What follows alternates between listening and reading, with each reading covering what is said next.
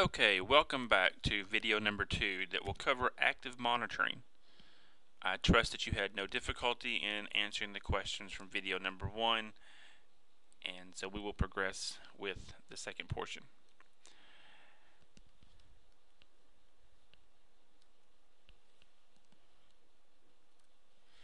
Active monitoring is the issue wherein test administrators must ensure that they are actively engaged, moving about the room, confirming that students are working on correct sections of the test, confirming that students do not have materials such as phones, pens, iPads,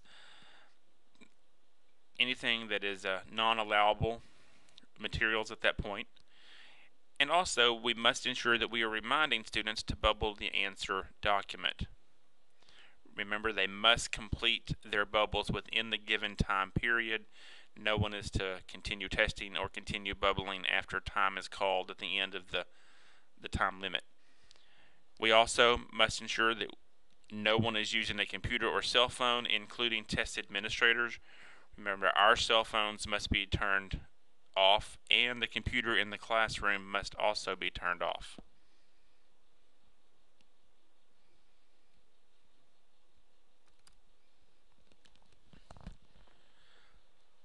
Students may not take talking breaks in the classroom.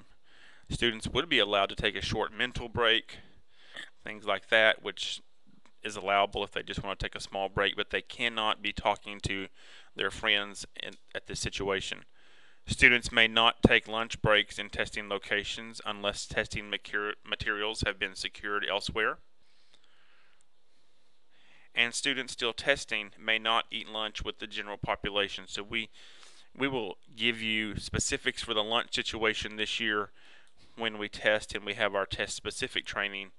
But also remember, if we do go through a lunch, students who are still testing may not talk and must be separated from the other students at that point. In addition to these short videos that you're using here, we will be asking you to take Unit 1 or Module 1, which is over active monitoring. This module is the one that we've done each year from TEA, and you will receive the handout as far as websites and time frame to do that in our meeting next week. This online training module, once you complete it, you would need to turn in to our office. You can give it to Ms. Mitchell, the certificate of completion, and like I said, we will outline that for you. The deadline for that is going to be Friday, March the 7th, and that is the Friday just before we leave for spring break. Before we leave the active monitoring section, this is a very short section. If we go back, actively engaged, moving about the room does not mean that you're constantly on your feet, moving around the room for the entire 4 or 5 hour time.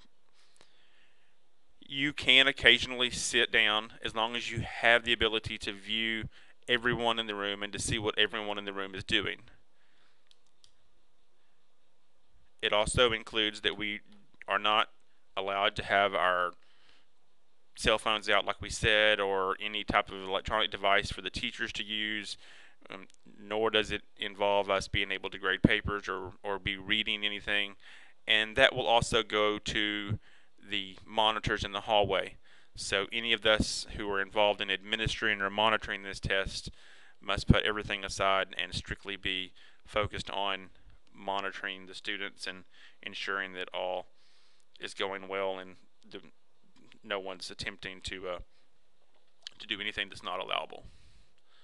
So once again, we can now progress to the review questions. Those questions can be found in the link below.